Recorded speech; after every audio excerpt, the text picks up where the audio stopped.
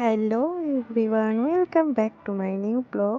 সারা রাত over thinking করে যখন আমি সকালে ঘুম থেকে উঠি, আমার তো মাথায় হাত, এত টু ডু লিস্ট কমপ্লিট করবো কখন, কারণ আমার ক্ষেত্রে সেটা দুপুর মানে 11টা বেজে গেছে। চলো আগে এবার চা খাই। আগে চা খেলাম, চা খাওয়ার সাথে একটু মোটিভেশন দরকারই পড়ে এত লেট অব্দি ঘুম থেকে উঠলে।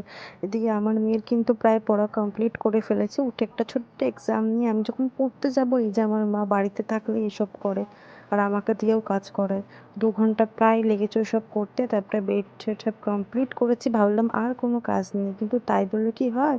এই যে চলো ধোলাই, ধোলাই টোলাই করে আমি স্নান করে বসে বসে মোবাইল ঘাঁটতে ঘাঁটতে আবার ঘুমিয়ে পড়েছি। পড়া স্টার্ট করেছি একবারে বিকেলের দিকে, তারপরে শুরু করেছি ম্যাথস দিয়ে।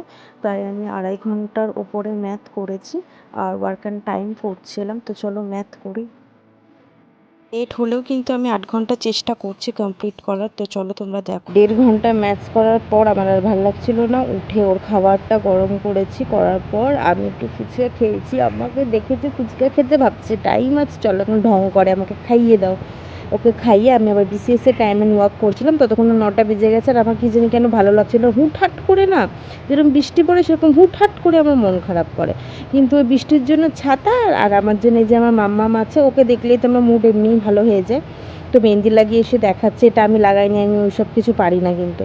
তারপরে পড়ছিলাম, পড়তে পড়তে যখন পড়াশোনা আর কি উল্টে যায়, তখন আমার দশাটা ঠিক এরকমই হয়। এই যে দেখছো কি পড়া না পড়ছি, তাই না বলো, মনে হচ্ছে এটাই, কিন্তু আদৌ না। তারপরে রেখে টেখে আমি আমাকে খেয়ে নিই, খেয়ে টেয়ে মেয়েকে ঘুম পাড়াবো, কারণ আমি রাত জাগলে ওকে তো আমার ঘুম পাড়াতেই হবে।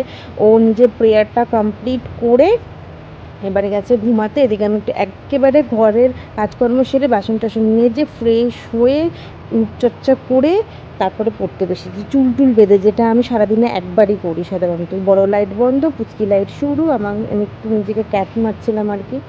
মারাটার পর জলের বোতল নিতে ভুলে গেছিলাম, আর এদিকে পড়বো সংবিধান। তো প্রায় আমি অনেকটা টাইম লেগেছে আমার সংবিধান কমপ্লিট করতে। আমি সংবিধান করাটার পর আমার কোমর ধরে গেছিলো একদম। তারপরে আমি আবার পড়া শুরু করলাম, এমসিকিউ করছিলাম। আর একটা কথা মনে রেখো, যারা যারা রাতে পড়ো তারা কিন্তু প্লিজ জল খাবে, হ্যাঁ। আর এই এত সুন্দর কথা বললাম বলে একটু সাবস্ক্রাইব করে। তো টোটাল মিলে আজ আমি প্রায় 5টা মতো সাবজেক্ট পড়েছি, আর খুব ভালোভাবে পড়েছি। আমি ভীষণ হ্যাপি, রাত হলেও কোনো ব্যাপার না। তো চলো আজ টাটা, কেমন।